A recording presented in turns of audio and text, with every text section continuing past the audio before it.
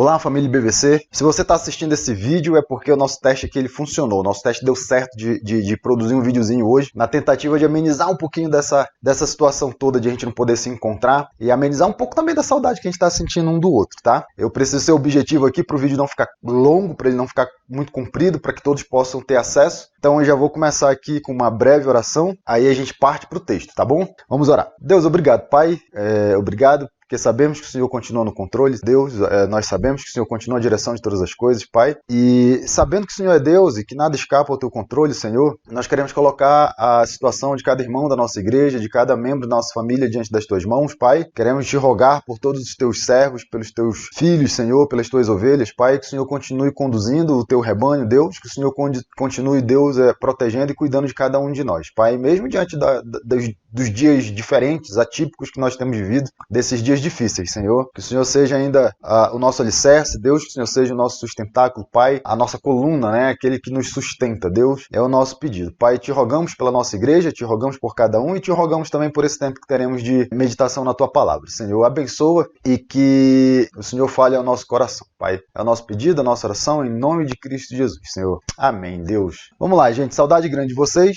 Mas é como eu tenho dito já nos áudios, né? Que bom que nós temos tecnologia para a gente poder tentar suprir um pouquinho dessa dificuldade que nós estamos vivendo, que nós estamos passando nesses dias. Então, ao mesmo tempo que difícil a gente não poder reunir, mas glória a Deus que a gente tem meios de tentar sanar isso daí, que a gente tem meios de tentar, pelo menos, amenizar essa situação. Gente, a gente refletiu um pouquinho no domingo passado sobre Tiago, versículos de 1 a 4, e hoje a gente vai continuar, Tiago capítulo 1, versículos de 1 a 4, e hoje a gente vai continuar refletindo na epístola de Tiago, na carta de Tiago, só que agora lá no versículo 12, ainda no capítulo 1, mas no versículo 12, tá bom? Então só para você relembrar, tá? Vou dar aquela revisada na semana passada, bem rapidinho, porque agora você tem o áudio, você pode ouvir de novo, e aí a gente já vai para o versículo 12 para a gente tentar ser breve aqui. E, ó, versículo 1, Tiago, né? Lembra que eu falei? Tiago é irmão de Jesus, eu não vou entrar no mérito aqui das discussões, se é, se não é. Eu já estou partindo do princípio aqui de que essa informação está correta. Esse Tiago é o irmão de Jesus. Que você sabe, João ele informa para a gente que os irmãos de Jesus não criam em Cristo. E Tiago, lá em 1 Coríntios capítulo 15, a gente viu, acontece algo profundo na vida dele, que é Jesus Cristo aparecer ressurreto para ele. Então, com certeza, esse foi o ponto de mudança para Tiago, um ponto determinante na vida dele. E agora você tem Tiago aqui escrevendo uma carta, uma epístola, passando, né, fazendo as suas considerações aí para o povo cristão. Olha como ele se identifica. Tiago ele se identifica como servo de Deus. Ele se identifica como alguém que também está sujeito às orientações que ele vai dar. Lembra que eu falei? São vários imperativos dentro da carta de Tiago, então ele se considera alguém que precisa cumprir com esses imperativos também. Daqui é bem bacana. E ele já chama Jesus Cristo de Senhor. Isso aqui é bem legal, para você ver como ele compreende realmente quem que é. Porque Jesus Cristo é meio irmão de Tiago, né? Então o Tiago ele cresce com Jesus como, né, entendendo que ele é seu irmão. E agora ele reconhece aqui que Jesus ele é o Cristo de Deus, que ele é o Messias, e ele fala isso daqui com todas as letras. Servo do Senhor Jesus Cristo e servo de Deus também, por conseguinte. Quem faz isso é Paulo e Pedro, né? Paulo em Romanos, Filipenses e Tito. Paulo ele também se apresenta como servo, e Pedro ele faz isso na sua segunda carta também, se apresentando como servo. Para quem que ele escreve? Ele escreve para as 12 tribos dispersas entre as nações, né? Segundo a NVI. Então ele está escrevendo para judeu. Esse termo 12 tribos ele é um termo bem peculiar do povo judeu. Então ele está escrevendo para judeus, mas a gente sabe que ele também está escrevendo para cristãos. Então são os judeus cristãos. Por quê? Pelas expressões que ele usa. Meus irmãos, já no versículo 2 você vê isso. Versículo 16 do capítulo 1, meus amados irmãos. Ele repete essa expressão, amados irmãos, algumas vezes na sua epístola, né? 3 vezes, versículo 16, 19 e 2:5. Ele repete, então, uma expressão muito peculiar dos cristãos, né? Quem utilizava muito essa expressão, os cristãos. Você vê João na sua epístola, como ele usa muito essa expressão, né? Amados, vamos amar uns aos outros. E Tiago se utilizando aí dessa expressão também. Revelando para nós que, então, ele está escrevendo para judeus cristãos, né? Pela forma como ele se dirige a essas pessoas, 12 tribos são judeus. Amados irmãos são cristãos. Então, são judeus cristãos, indubitavelmente. É o que ele diz ali no versículo 2, para você relembrar. Considere motivo de grande alegria o fato de passarem por diversas provações. Gente, isso daqui é bem bacana de você entender, que ele não está dizendo que a provação em si é motivo de alegria, mas é o fato de você ter consciência de que passar pela provação, ela vai produzir em você maturidade, ela vai produzir em você perseverança. É passar pelas situações, né, passar pelos desafios, pelos testes, vão oportunizar a você a chance de crescer, de desenvolver, de demonstrar, de evidenciar onde está a sua confiança, onde está a sua fé. Isso é motivo de alegria. Então é essa consciência de que essas situações elas oportunizam para mim a chance de crescimento e de evidenciar onde está a minha confiança. Isso sim é motivo de alegria. Não a situação em si. Pode ser que a situação ela traga tristeza ao seu coração, ela traga aflição, angústia. E não é isso que ele está dizendo. Então a gente precisa compreender bem isso daqui para não acharmos que não estamos cumprindo com esse versículo. Que a gente tem que ficar alegre quando as situações elas trouxerem lágrimas aos nossos olhos. Então precisa de um entendimento correto disso daqui. E aí ele diz assim, passarem por diversas provações, pois vocês sabem que a prova da sua fé... Gente, essa prova do versículo 3 é diferente das provações do versículo 2, no sentido, no significado. Essas provas do versículo 3 já é no sentido de sermos aprovados, já fomos testados e aprovados. Então, por isso que eu coloquei ali o versículo da Revista Atualizada, que traz aquela expressãozinha ali, uma vez confirmada. Então, depois de ter passado pelo teste, depois de ter passado pela prova, uma vez confirmada, a vossa fé, ela produz perseverança, ou seja, você passou pela situação, a situação aconteceu e você reagiu de acordo com a palavra de Deus, você colocou a sua confiança em Cristo Jesus, você obedeceu a sua palavra, porque no final das contas, confiar é sinônimo de obedecer, eu já expliquei isso daí. Você vai mostrar que você confia por meio da sua obediência à palavra de Deus, nas diversas situações que a vida levantar, que vão desafiar a sua obediência à palavra de Deus. Ah, pastor, como é que o senhor sabe disso? Porque o versículo 2 termina assim, né? Diversas provações. Lembra que eu falei? Então, o controle da língua, a forma como você lida com a injustiça, a forma como você lida com a riqueza, como você lida com a pobreza. Existe uma série de aspectos, né, que compõem a nossa vida e todos esses aspectos eles servem de testes, de provas, de desafios que vão confrontar você na sua obediência à palavra de Deus. Isso daqui é bem bacana de você entender. E no final das contas, o que isso faz? Isso produz perseverança na gente, né? Que é essa fidelidade, essa lealdade, apesar das situações, e sejam elas situações difíceis ou favoráveis, né? Então pode ser que no momento eu esteja passando por uma situação boa, financeiramente eu estou muito bem, eu estou ganhando muito dinheiro, e isso para mim pode ser um desafio que vai trazer algum tipo de confronto em relação à minha obediência a Deus, porque quando a gente está bem, né, a gente tem a tendência de colocar a nossa confiança no nosso patrimônio, na nossa riqueza e não no Senhor. Então, todas as situações aí, elas ajudam a gente a crescermos, a produzirmos perseverança, a permanecermos fiéis e leais à palavra de Deus, mesmo diante das mais diversas situações. E essa perseverança, como diz lá Tiago no versículo 4, ela deve ter ação completa. Ou seja, a forma como você reage às suas ações, elas têm que acompanhar essa compreensão que você tem. Então, eu divido isso aqui em dois aspectos, né? Um aspecto cognitivo, quando você tem consciência de que essas provações elas vão contribuir com o seu crescimento, só que ter consciência não serve, não basta. Você precisa demonstrar que você tem essa compreensão por meio daquilo que você faz, que aí seria o aspecto prático da coisa. Então, a forma como você age, a forma como você reage diante das situações, é isso que vai comprovar se de fato você tem uma compreensão correta. Ou, né? Porque você até pode ter a compreensão correta, mas na prática você tropeça e você falha. Então, não adianta entender que eu preciso colocar minha confiança em Cristo e na hora do vamos ver você não coloca a sua confiança em Cristo. Então, essa perseverança ela tem que ter ação completa. Não basta entender isso, a gente vai saber se de fato isso é verdade na sua vida pela forma como você reage às circunstâncias. Qual que é a finalidade, pastor? Quando você vê esse a fim de quê, isso está apontando para o propósito, né? Para a finalidade. Qual que é o objetivo? Então, o objetivo, segundo Tiago,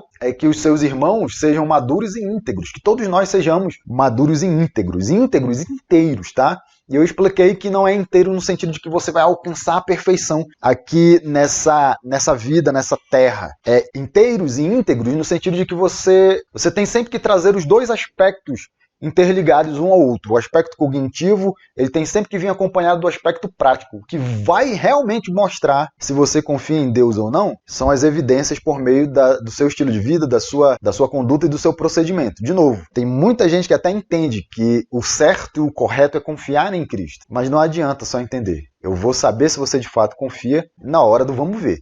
Então você tem que entender direitinho isso daí. Então a gente tem que ser íntegro nesse sentido. A maturidade ela tem a ver com isso. de que a nossa vida cristã ela vai ser expressa por meio da nossa prática de vida cristã, que começa com o entendimento da palavra, começa sim com essa compreensão de que eu preciso colocar minha confiança em Cristo. Isso daí é importante, mas essa compreensão ela tem que extrapolar a esfera da consciência e ela tem que começar a ser percebida por meio da sua conduta e das suas ações. Aí sim é o que a gente vai ver o quanto você confia de fato no seu Senhor. E aí quando ele fala sem lhes faltar coisa alguma, ele está repetindo. Íntegro significa inteiro. Então, sem lhe faltar coisa alguma é a mesma coisa que íntegro. Uma coisa íntegra é uma coisa inteira, é uma coisa que não falta nada. E, gente, aí hoje eu queria compartilhar com você o versículo 12 de Tiago, capítulo 1, tá? Então, vamos para o texto para a gente já refletir sobre ele. Feliz é o homem que persevera na provação, porque depois de aprovado receberá a coroa da vida que Deus prometeu aos que o amam. Tiago 1,12. Ou bem-aventurado o homem que suporta com perseverança a provação, como diz lá na revista atualizada. Só para você lembrar, outro dia a gente refletiu sobre o Salmo 1. O Salmo 1 ele começa exatamente com essa mesma expressão, né? Bem-aventurado. Na revista atualizada ou feliz na NVI. E as duas traduções elas estão corretas. E a gente tem que lembrar, eu até coloquei de novo aí o texto de 1 Reis 10:8, que é um texto em que a rainha de Sabá, ela na presença de Salomão, ela fala isso daqui, felizes os teus homens e felizes os teus servos. E é a mesma palavra aí, tá? A mesma palavra que está lá em Salmo 1 é a mesma palavra que está em 1 Reis, ali na boca da rainha de Sabá. E quando traduzem a Bíblia do hebraico para o grego, a palavra que se usa em grego é essa que está em Tiago aí também. Bem-aventurado, Tiago 1,12. E aí eu expliquei para você que sempre existe um motivo, existe uma razão para que esse homem ele seja considerado bem-aventurado, para que esse homem ele seja considerado feliz. Então olha lá, no caso do Salmo 1, esse homem que é considerado bem-aventurado, ele é aquele que não anda no conselho dos ímpios, ele não se detém no caminho dos pecadores, ele não se assenta na roda dos escarnecedores, né? Vamos lembrando aqui, as diretrizes que orientam a sua vida não são as diretrizes pautadas na sabedoria humana, e porque ele não pauta a sua vida nas diretrizes oriundas da sabedoria humana, ele não copia o procedimento desses pecadores e logo, na sua essência, no seu ser, ele não é identificado como esses homens. Ele não se assenta na roda dos escarnecedores porque ele não é esse tipo de homem. Porque as diretrizes que conduzem a sua vida não são a da sabedoria humana e logo, o seu procedimento, o seu agir, a sua ação, a sua conduta, o seu estilo de vida não é determinado por essas diretrizes, ele não anda nesse caminho e então ele não é identificado como esse tipo de homem. Isso aqui tudo são os motivos que fazem o salmista falar que ele é bem-aventurado. Quais são as diretrizes que conduzem a vida desse homem? Versículo 2, a sua lei, a sua satisfação está na lei do Senhor e nessa lei medita dia e de noite. São essas as diretrizes que orientam a vida desse homem que é bem-aventurado. No caso de 1 Reis, a rainha de Sabá diz que esses homens são felizes, esses servos são felizes, porque estão sempre diante da presença do rei Salomão, né, que tinha profunda sabedoria. E porque eles estão diante da presença de Salomão, eles podem ouvir da sabedoria de Salomão. Então ela diz, olha só, felizes são esses homens, esses servos que estão na tua presença, porque eles podem ouvir, eles podem contemplar a tua sabedoria. E essa então é a causa que diferencia esses homens, no motivo, a razão que faz com que eles sejam felizes e bem-aventurados é o fato de eles estarem na presença do rei e poderem ouvir livremente da sabedoria do rei. Então, sempre vai ter um motivo que vai fazer com que a pessoa ela considere alguém bem-aventurado. Então, vamos voltar para Tiago para você ver qual que é o motivo que faz com que Tiago chame esse homem de bem-aventurado. Quem que é esse homem feliz, Tiago? Quem que é esse homem bem-aventurado? Ele vai dizer, é o homem que persevera na provação, muito combinando ali com o que a gente já viu nos versículos de 1 a 4. O motivo que faz com que esse homem seja feliz, o motivo que faz com que esse homem seja bem-aventurado, é o fato de ele perseverar na provação. Gente, aí você tem que entender o que é feliz e o que é bem-aventurado da perspectiva bíblica, porque eu já falei disso lá no Salmo 1. O que determina o nosso sucesso não são os parâmetros mundanos. Os parâmetros do mundo para sucesso, para êxito, né, para ser bem-sucedido, eles são outros. Os valores são outros. O parâmetro bíblico para você ser uma pessoa, um homem bem-aventurado, bem-sucedido, um homem de sucesso, está no fato de você obedecer a palavra de Deus. Lembra Salmo 1?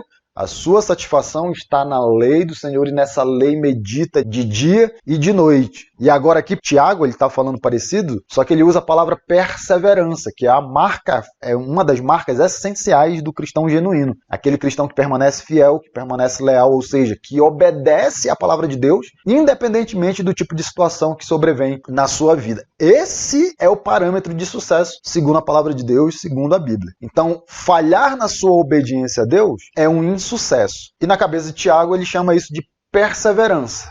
A gente vai já ver mais sobre isso daí conforme a gente for desenvolvendo o texto. E olha só que legal, Tiago ele complementa aqui, porque perseverar na provação, ou seja, reagir do modo bíblico diante das situações da vida, significa que você foi aprovado. Então você reagiu de forma correta. O que é reagir de forma correta, pastor? É reagir de acordo com os parâmetros bíblicos. Então, qual que é a sua bússola para determinar aquilo que é certo e aquilo que é errado? É a palavra de Deus. Então, reagir de forma a perseverar na aprovação é reagir em obediência à palavra, e isso significa que você foi aprovado diante das situações que a vida trouxe para você. Muito bacana, né, o pensamento de Tiago, muito legal nesse sentido. E ele fala um negócio interessante que a gente vai ter que trabalhar um pouquinho mais aqui. Ele diz que essas pessoas que perseveram na aprovação, que são aprovadas depois de passarem pela aprovação, tendo sido aprovadas, elas irão receber a coroa da vida. Olha que bacana, Deus está falando que vai ter uma recompensa aqui. Tiago está falando por meio da sua carta, que esses crentes que são leais, que são fiéis, que são obedientes à palavra de Deus, eles vão receber uma recompensa. Ele chama isso de coroa da vida. Aí, gente, a gente precisa refletir em alguns textos aqui que eu quero compartilhar com você, né, da forma mais breve possível, para você ver como não é a primeira vez que a Bíblia ela se utiliza de uma linguagem como essa para dizer que nós teremos recompensa pela nossa perseverança, pela nossa fidelidade, pela nossa lealdade. E como é que funciona isso, pastor? Então vamos lá primeiro para o versículo que está lá em 1 Coríntios 9, 25, para você ver isso daí. Paulo ele vai se utilizar de uma figura aqui. Paulo ele vai se utilizar da figura do atleta, ele vai se utilizar da figura daquelas pessoas que se empenham para conquistar um prêmio por conta, né, da sua vitória dentro de um esporte. Então ele vai dizer assim, lá no versículo 25 do capítulo 9 de 1 Coríntios. Todo atleta... Gente, eu coloquei em paralelo aí a NVI embaixo, para você ver como a NVI traduz também. Então, atleta, quem que são os atletas? Aqueles que competem nos jogos. Então, essas pessoas, esses homens que competem nos jogos, esses atletas, essas pessoas, elas em tudo se dominam, né? Elas se submetem a um treinamento rigoroso. E ele vai explicar para quê. Paulo ele vai dizer assim, ó, qual que é a finalidade? Esse para, né? Eu já falei, né? Para quê? Parece com aquela expressão a fim de quê? Ele vai apontar para o propósito. Qual que é o objetivo desses atletas se submeterem a treinamento rigoroso? De se dominarem em tudo. O objetivo é alcançar uma coroa, só que Paulo ele chama essa coroa de corruptível. Na NVI, uma coroa que logo perece. Gente, então o que Paulo está falando aqui? Existem pessoas, homens, mulheres, né, que se empenham, que se dedicam, que se esforçam, que pagam um preço alto, que se abdicam de determinadas coisas, que têm às vezes uma vida de privação, pensando no alvo que elas querem alcançar, naquilo que elas querem conquistar. Só que Paulo diz que aquilo que elas querem conquistar, que faz com que elas se esforcem, se empenhem nesse nível, né, alto, é algo corruptível, é algo que logo perece, é algo que rapidamente vai acabar. Talvez ele esteja até fazendo uma referência aqui à coroa de louros, né, que antigamente você conquistava quando você era o vitorioso numa competição. Óbvio que depois de um tempo essa coroa ela realmente perecia. Então pode ser que Paulo ele esteja falando disso daí. E aí ele está só fazendo um paralelo, porque olha o que ele vai dizer agora. Ele vai dizer assim, nós porém, então ele se inclui no grupo, e como ele está escrevendo aos Coríntios, ele está falando para crente, ele está escrevendo para a igreja de Corinto, mas óbvio que ele está falando para todos nós. Todos nós que somos cristãos, nós fazemos isso por uma coroa que é incorruptível. Nós fazemos para ganhar uma coroa que dura para sempre. Então, qual que é a ideia de Paulo aqui? Gente, você tem que entender isso daqui. Se tem gente por aí que está se esforçando, se empenhando, se dedicando, levando uma vida de privação, inclusive às vezes, né, abrindo mão, negando coisas para ganhar um prêmio que é perecível, quanto mais nós que somos cristãos, quanto mais nós. A nossa coroa, ele chama de coroa incorruptível. A nossa coroa ela não perece, a nossa coroa é para sempre. Se aquela coroa corruptível vale o esforço, então a nossa vale muito mais. A nossa ela vale muito mais. Então a perguntinha que a gente tem que refletir. Você tem se dedicado, você tem se esforçado, você tem se abnegado, inclusive. Você tem pago o preço. Você tem vivido uma vida de disciplina, né? Uma vida disciplinada, dedicada rigorosamente para obter a coroa incorruptível. Você tem feito isso? Porque assim, se tem gente fazendo isso por algo que perece, você deveria fazer muito mais, porque a sua coroa ela não perece. A sua coroa ela dura para sempre. Então, Paulo está dizendo assim, o nosso esforço compensa muito mais do que o esforço desses caras. Porque o esforço desses caras vai levá-los a uma coroa que logo vai perecer. Mas o seu esforço vai levar você a uma coroa imperecível, uma coroa que dura para sempre. Então Paulo está dizendo, meus irmãos, vale o esforço. Se empenhe, se esforce, se dedique. Quando as situações da vida vierem sobre você, mantenha-se fiel, mantenha-se leal, mantenha-se obediente à palavra de Deus. Persevere. É isso que ele está dizendo. Perseverar na palavra de Deus, perseverar em obediência à palavra de Deus, vale a pena. porque no final você recebe um prêmio, uma recompensa, uma coroa que não perece, que é uma coroa que dura para sempre. Se o esforço daqueles homens vale, o nosso vale muito mais. Mantenha-se fiel a Deus. Então, uma tabelinha aqui para a gente ver. Primeira coroa incorruptível. Qual o motivo e a razão pelo qual nós ganhamos essa coroa? Nós recebemos essa coroa por uma vida de serviço e uma vida que é disciplinada à santidade. Pensando aí nesse empenho, nessa dedicação dos atletas. Então, o nosso empenho, a nossa dedicação, o nosso serviço, a nossa regular disciplina em busca de uma vida que agrade a Deus, ela é o motivo que nos faz recebermos essa coroa incorruptível. Vamos lá, ó. Outro texto aqui que fala de coroa, 2 Timóteo 4,8, a coroa da justiça. O texto ele diz assim, né? Já agora a coroa da justiça me está guardada, a qual o Senhor reto juiz me dará naquele dia, e não somente a mim, mas também a todos os quantos amam a vida. Mais uma vez ele inclui outras pessoas, né? É o mesmo Paulo escrevendo. Então, se no versículo anterior ele diz, mas nós fazemos, né? Todos nós cristãos fazemos isso para ganhar uma coroa incorruptível. Agora ele diz assim, ó, não somente a mim, mas todos quantos amam a vinda do Senhor. Então ele continua falando com todos os crentes, todos nós vamos ganhar essa coroa incorruptível. Gente, essa coroa, Paulo ele diz que está guardada, que está reservada. Ele me está reservada, me está guardada. Por que ele diz isso? Porque ele não vai receber essa coroa agora. Pastor, qual que é o tempo, qual que é a data marcada para o recebimento dessa coroa? Ele responde, a qual o Senhor, reto juiz, me dará naquele dia, no dia do Senhor. Uma referência ao dia do Senhor. Uma referência aí, a gente vai já ver outro versículo que vai trazer um pouco mais de luz sobre isso daí. Que está lá em 1 Pedro capítulo 5. Quando se manifestar o Supremo Pastor. Então é nesse dia que é o dia da entrega das medalhas, né? Eu lembro que quando eu era mais novo e participava de jogos estudantis na minha cidade, era só no último dia dos jogos que você recebia a sua premiação. Então às vezes você, né, durante a semana participava de uma prova de atletismo, você vencia, você era o campeão, você era o vitorioso, o primeiro lugar, mas na verdade você só recebia o prêmio mais tarde, no último dia, na cerimônia final da semana de jogos estudantis. É mais ou menos isso daqui. Então você foi vencedor, você cumpriu o critério para o recebimento dessa coroa, mas a coroa ela só vai ser entregue numa data que já foi estabelecida, naquele dia, no dia do Senhor. Muito bacana. E ele diz assim, mas não somente a mim e a todos. Então todos nós cristãos, nós vamos receber essa coroa. Aí ó, tem uma perguntinha aqui para você. Pastor, qual que seria o critério para o recebimento da coroa da justiça? Porque no final do versículo, a única coisa que ele diz é assim, ó, mas também a todos os que amam a sua vinda, ou seja, a vinda do Senhor. Ele está falando naquele dia, né? Ele está falando do dia do Senhor, o Senhor que é reto juiz. Então essa coroa ela vai ser dada a todos quantos amam a sua vinda. O que significa amar a vinda do Senhor? Porque você pode pensar e perguntar para mim assim, ó, rapaz, então essa coroa eu garanti, porque eu posso dizer que eu amo a vinda do Senhor. E aí eu vou relembrar você do que é um homem cristão maduro, né? Do que é uma pessoa cristã madura, íntegra. É aquela que a perseverança ela tem ação completa. Não basta você professar que você ama o dia do Senhor. Não basta você entender, ter consciência de que você tem que amar esse dia, que você tem que amar a vinda do Senhor. Você vai demonstrar isso por meio da sua obediência. É o aspecto prático, né? Na hora que surgirem os desafios na sua vida, situações que podem inclusive ser situações positivas, que servem de pedra de tropeço na nossa vida, a forma como você reage a essas situações vai mostrar se de fato você ama o dia do Senhor. Pastor, como é que o senhor sabe disso? Você tem que ver o contexto do texto, né?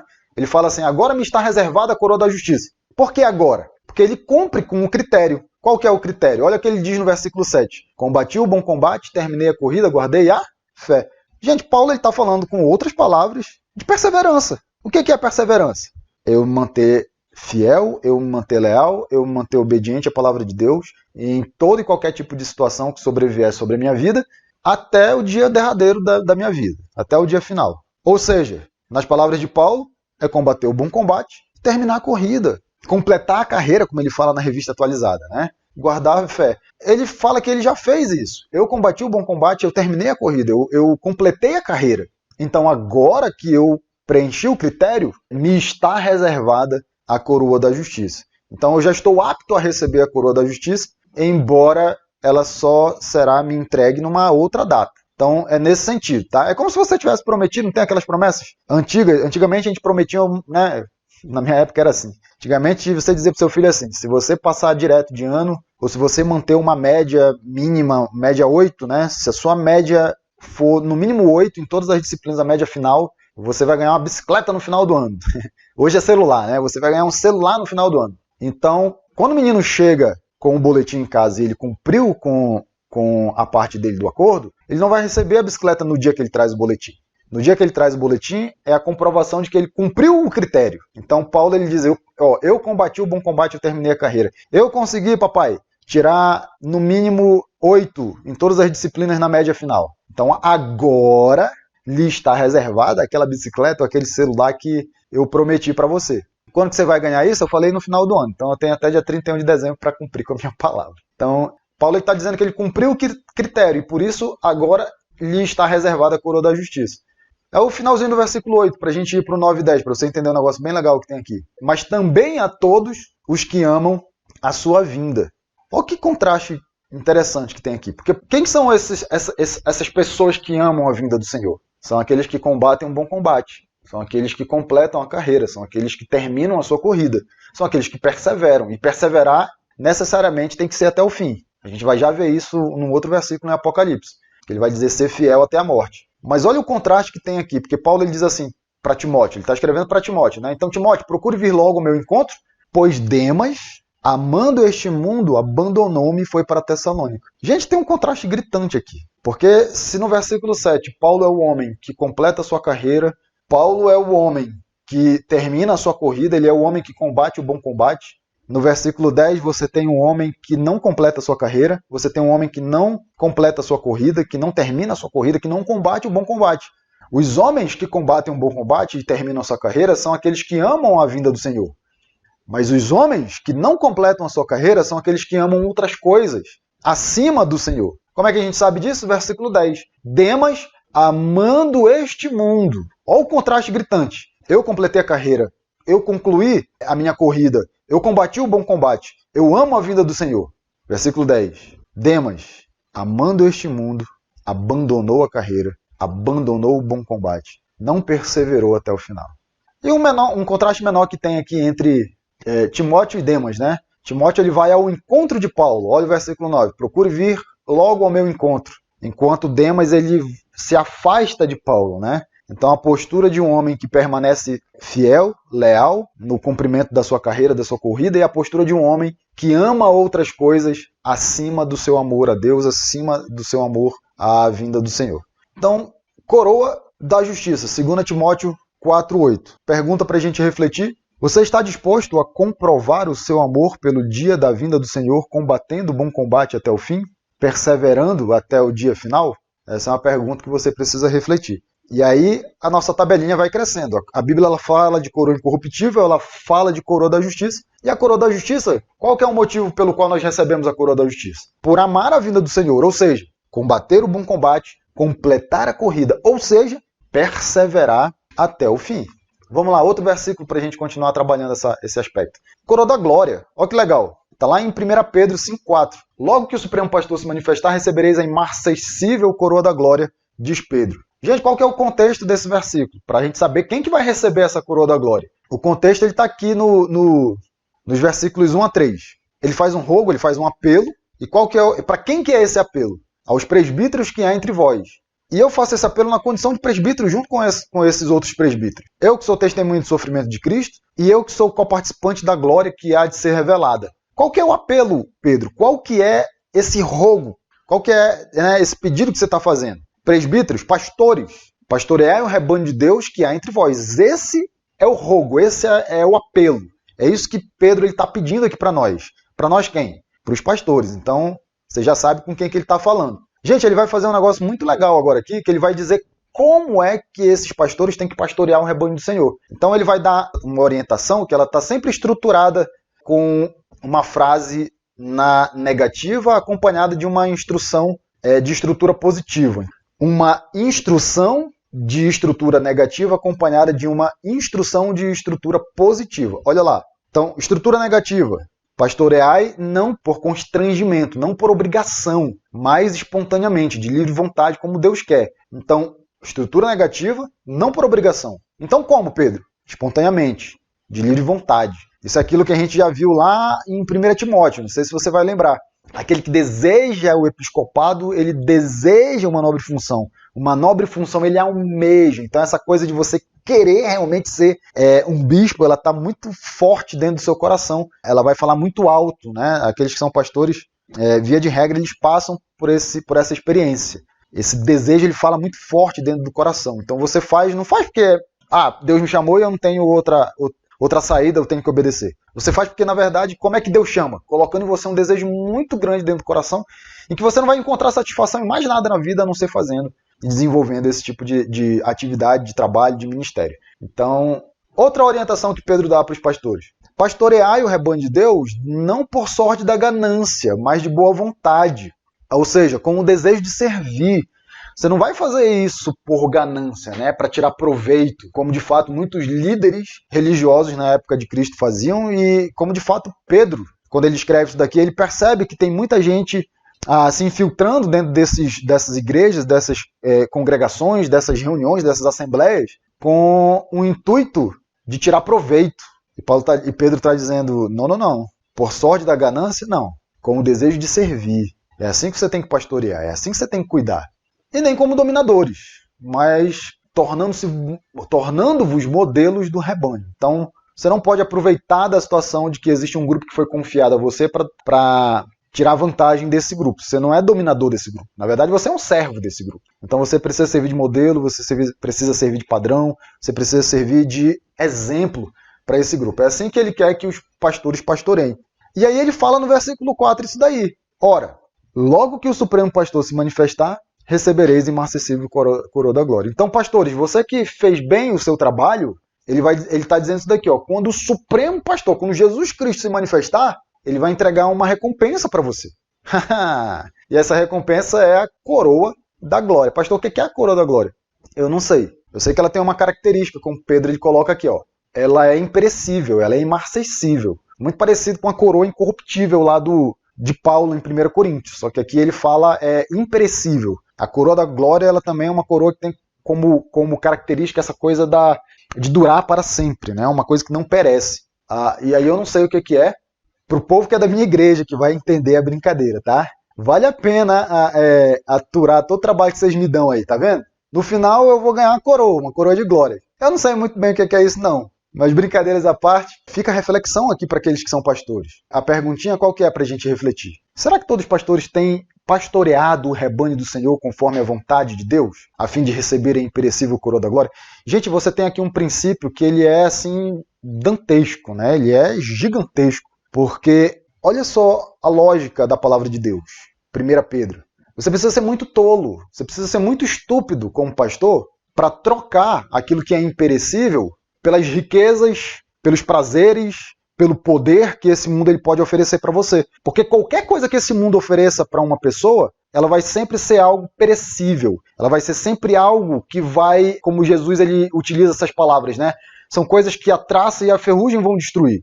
Você está trocando, e aí por isso que é coisa de tolo, né? É assinar um atestado de burrice. Trocar a recompensa, a coroa da glória imarcessível, trocar a coroa da glória imperecível por qualquer riqueza que esse mundo possa oferecer para você, é trocar o imperecível pelo perecível. E isso é coisa de gente estúpida. Isso é coisa de gente estúpida. Então, o pastor... Olha que texto lindo para quem é pastor, né? Agora eu estou falando até uma mensagem para mim mesmo aqui.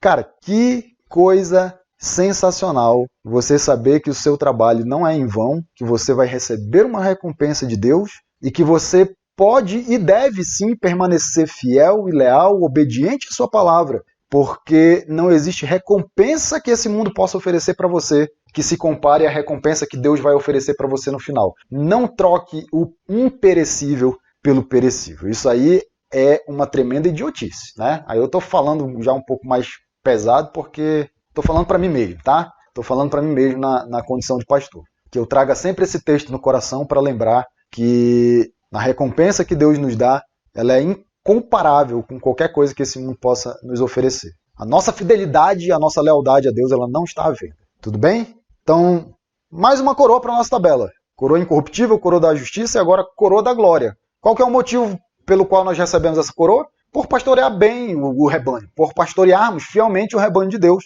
naqueles moldes que Pedro fala ali, não por ganância, não para tirar proveito, não por mera obrigação, mas de boa vontade, de livre vontade, com o desejo de servir. cuidando, né? Lembrando que Pedro está ecoando aqui, talvez, o que acontece com ele lá em João, capítulo 21, versículo 15 a 17, quando Jesus restaura Pedro e ele fala isso para Pedro, né? Pastoreai, apacente as minhas ovelhas, apacentai as minhas ovelhas. E aí ele repete isso 3 vezes, numa delas ele usa a palavra pastorear. Pastoreai as minhas ovelhas, o meu rebanho.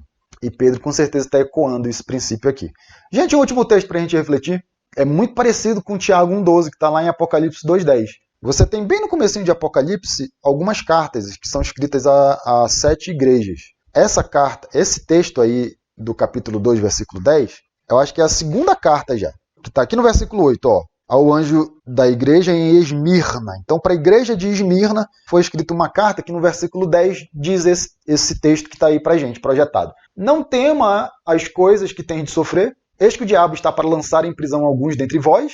Então parece que é um contexto de perseguição, né? Para serdes posto à prova. Olha só o versículo 12 de Tiago 1, como ele fala também dessa questão da provação. Então, similaridades aqui entre os dois textos. E tereis tribulação, né? Então essa coisa da prisão, que parece indicar uma perseguição, se a gente entende desse jeito, essa tribulação de 10 dias aí pode ser uma perseguição. E uma perseguição que pode, inclusive, resultar em morte. Olha o que ele vai dizer ali no finalzinho do versículo. Ser fiel até a morte. O que é ser fiel até a morte, gente? É o que Tiago fala de perseverar na provação. Suporte com perseverança a provação. Então, ser fiel até a morte é a mesma coisa que Paulo também diz. Combata o bom combate, complete a sua corrida, termine a sua carreira, permaneça fiel, permaneça leal, permaneça obediente à palavra de Deus até o fim.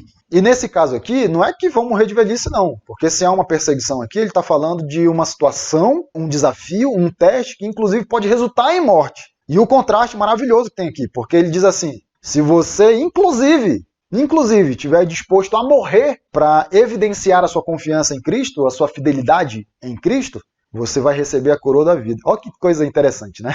Você abre mão da vida para ganhar a coroa da vida. Que coisa maravilhosa, gente. Que coisa maravilhosa. Então, um texto que tem muita similaridade. E aí o finalzinho do versículo, né? Dar-te-ei a coroa da vida, que você também tem lá em Tiago 1,12, quando ele fala receberá a coroa da vida. Então, mais uma coroa aqui pra gente, mas antes uma perguntinha pra gente refletir. Você está disposto a perseverar no Senhor, obedecendo e confiando em sua palavra, ainda que o preço disto seja a própria morte, a fim de garantir a coroa da vida? Nossa tabelinha, então, nós temos agora a coroa incorruptível, coroa da justiça, coroa da glória e a coroa da vida em Tiago 1,12 e Apocalipse 2,10. E por qual razão, pastor, a gente recebe essa coroa? Por sermos fiéis até o fim na provação, nos testes, nos desafios da vida, nos desafios que a vida nos impõe. Então, voltando lá para Tiago 1,12, a gente recebe a coroa da vida? Com certeza, pastor. Com certeza. Por quê? Porque Deus prometeu. Quem garante é Deus. Quando Deus promete, pronto, acabou. Não existe promessa que Deus faça que ele não cumpra. Deus ele é fiel,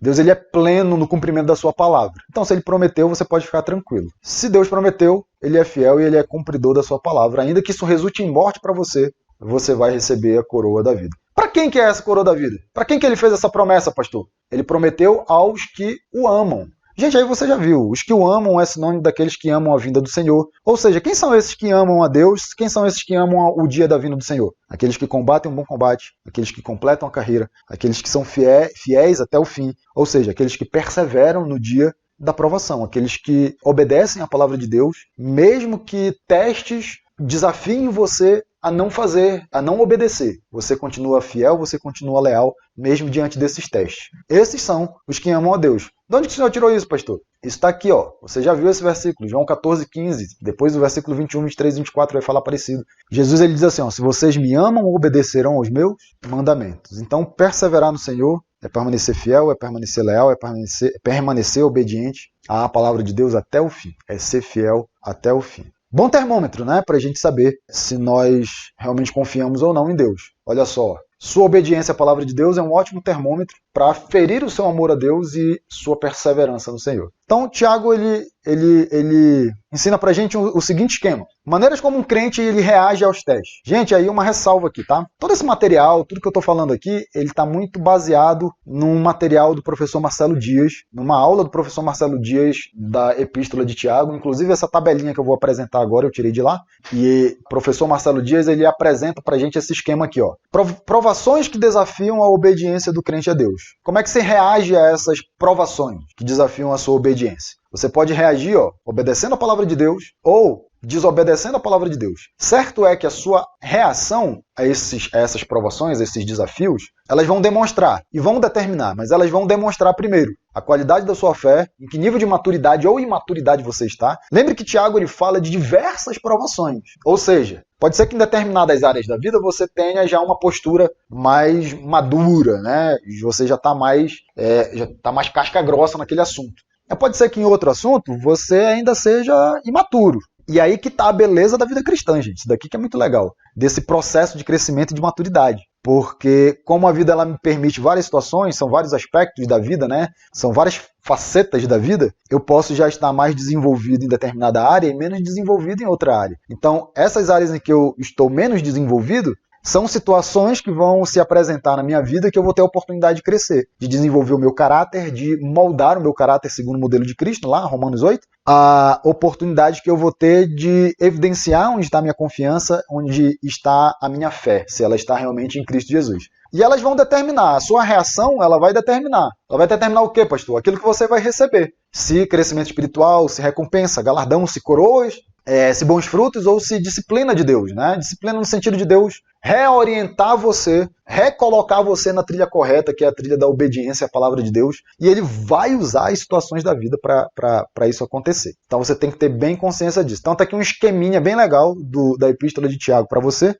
Decidi colocar esse esqueminha aí, porque se nós voltarmos já no próximo domingo a nos reunirmos, a gente vai seguir com outros assuntos que não mais Tiago. Então fica para você aí esse esquema. E uma frase do professor Carlos Oswaldo, professor que foi meu professor no seminário e já foi promovido aos céus, está com Deus agora. E ele dizia o seguinte, né? Isso aqui está no livro dele, a respeito de Tiago 1,12, ele resumiu o princípio de Tiago 1,12 nessa frase, que diz o seguinte: a expectativa adequada em meio às provações, né, os testes, os desafios da vida, é reagir em amor a Deus.